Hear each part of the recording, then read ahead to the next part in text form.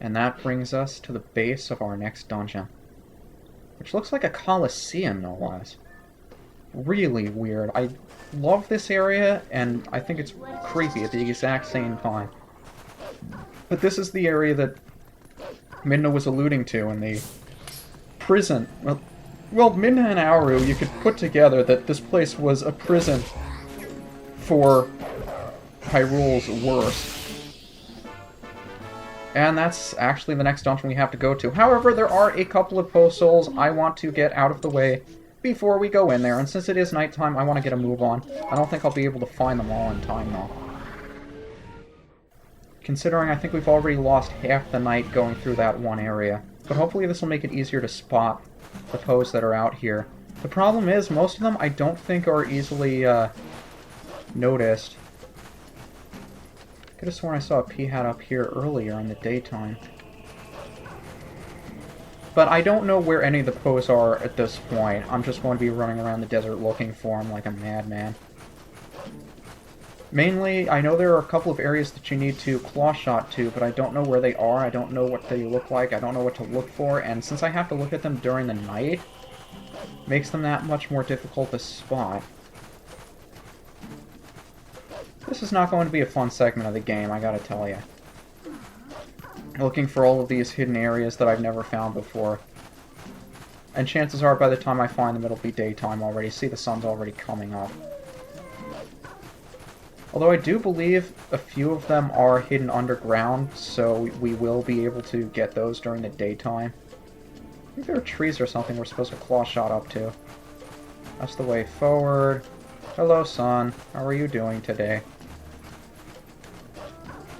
Yeah, there's one of those trees off in the distance.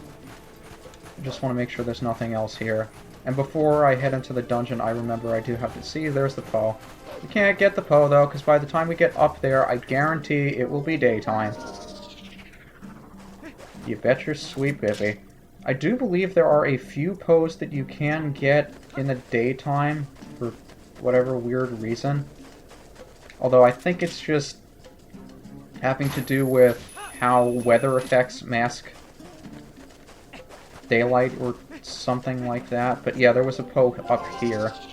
And unless I feel like waiting until nighttime, we'll come back here later. But at least I know where it is. There is a digging spot here, though.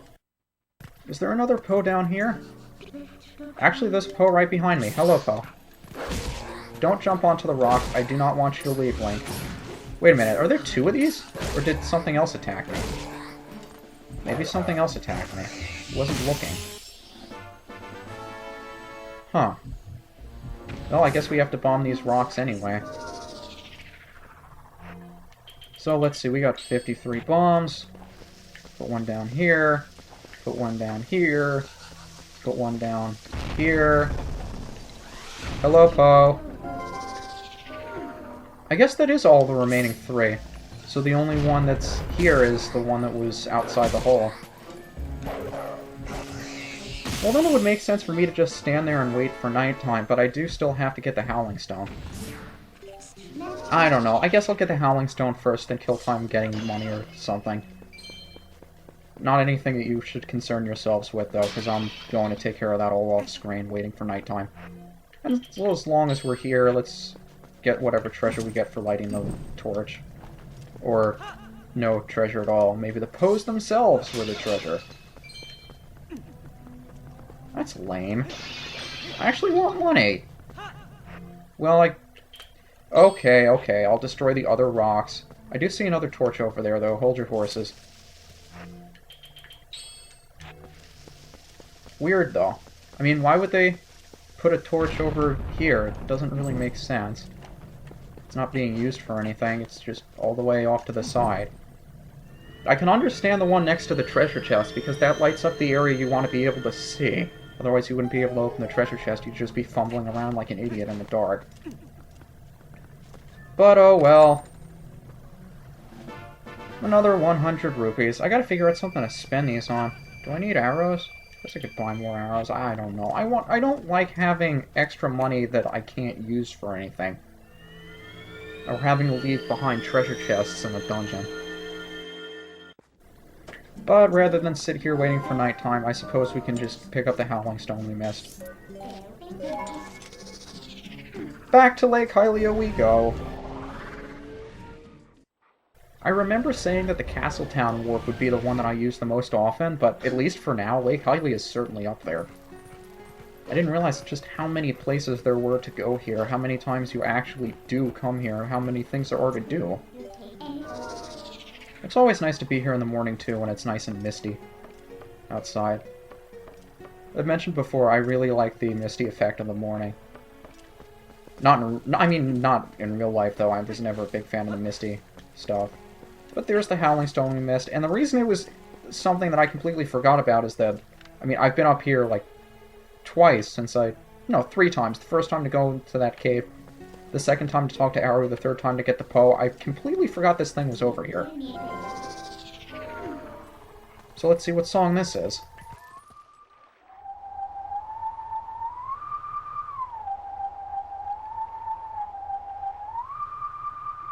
Now this one I don't know very well, so I'm listening to it again.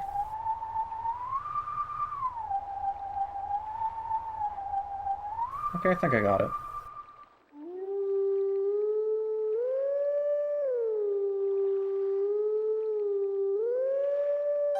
Ah, first try, not bad.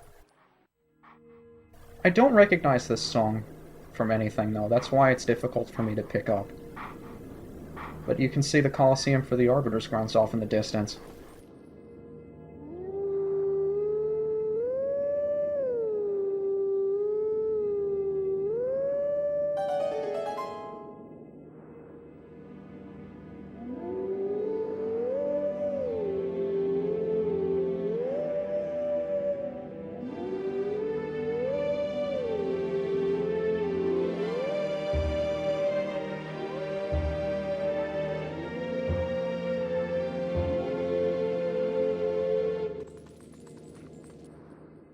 Let teachings of old pass to you. Take sword in hand and find me. And off he goes to the spot in the Gerudo Desert that I mulled around for like 20 seconds trying to figure out where he was. There he is. And you're not going to let me activate the portals while I'm in that map, so I actually have to go back to Warp. It's very silly that I had the map open, but you didn't let me warp. So, as long as we're still talking, let's get going, I guess. I don't think enough daytime is going to pass between me getting over to where the hero shade is and actually getting back to the Poe that the timing will work out so perfectly that by the time I get to the Poe it'll be nighttime. I think I'll still have to wait a little while. But this is where, I mean, the Wolf's extra speed running comes in handy, since you can't summon Epona out here, and even if you could, I mean, how much use would she be? Seriously, though. So let's get over to the Hero Shade, and he'll teach us a new technique. Now beginning the set of techniques that I don't find very useful, but by the same token, it's another technique, and I'll take it. And he's blocking the way forward. I don't know why I thought he was off to the side. He's blocking our path. He really wants us to make sure we know what this is. We meet again. At last, the skills I have to teach you enter the realm of true secrecy. They are forgotten ways that do not leave our bloodline. Among these techniques I shall be teaching you are some that may even endanger you. Do you feel ready to learn these skills? Not really. Very well. But before we begin, I must test to ensure that you have mastered the last skill that I taught you, the Helm Splitter. Now actually hit me with it this time. Because I remember the last technique I had to hit him with, what was it? I didn't actually hit him in the back after doing the technique. Excellent, it appears you're certainly capable of performing my lost art. Very well, my fifth hidden skill is the Mortal Draw. Probably the one I use the least often. The ways of the sword are known to many creatures, and some have strengthened their guards against shield attacks and back slices. Although, I think you're the only one that has, even if you have. Oh, who cares? Should you encounter such a foe, the Mortal Draw that I am about to teach you is most effective. You should sheath your sword and cast aside the most basic of sword skills, the L target. You must wait for your opponent to approach you. Then, before the enemy can see through your ruse, you must quickly draw your blade with A. There is no defense for this. The mortal draw deals death. Although I'm pretty sure that just normal armor would defend against that. I mean, what advantage does this have, really, other than an element of surprise? But yeah, all you have to do, sheath your sword, and then, when your enemy approaches them, tap A. It doesn't make much sense, but there you go. That was a pointed strike, but do not forget this technique leaves your life at risk. The 5th hidden skill, the mortal draw, has been passed on. It does do extra damage, I don't know how much, but it isn't practical in regular battle, it's not. There are still 2 hidden skills for you to learn, but none of which will come in contact with for a very long time. Do not neglect your daily sword training between now and the time you come to learn the next skill. May we meet again. And now I get to run back to the spot where the Poe is and wait for nighttime. Hooray! Got through the Gerudo Desert a lot faster than I thought I would, considering...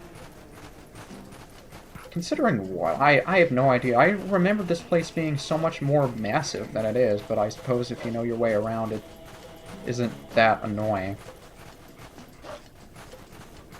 Really weird, though. I mean, I expected to spend like 10 minutes looking for the day flies. Because those things are so difficult to find, especially during the night. I mean, during the day. It's difficult to see them flying around. Oh well, there's the sun. I guess we can just stare at the sun until nighttime.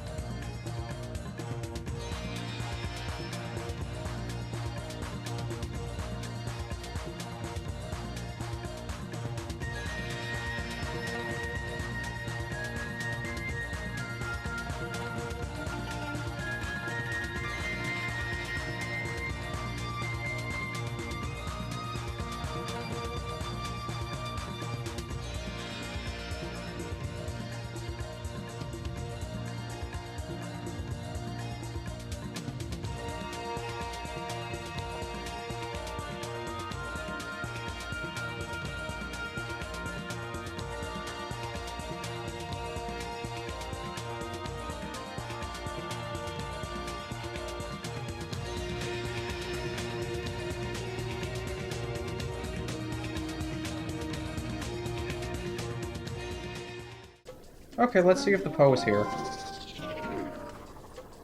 I was waiting until I heard it, but I suppose it was too far away for me to be able to tell. So there it is. Hello, Mr. Poe. I've been waiting for you. You've been waiting for me? I bet you have. And there's also one Poe we can get that I usually forget about because it involves backtracking, and nobody likes backtracking. I'd like to see if there are any hearts in those skulls, though. First. Hearts? Well, at least there's one heart. And a blue rupee, alright.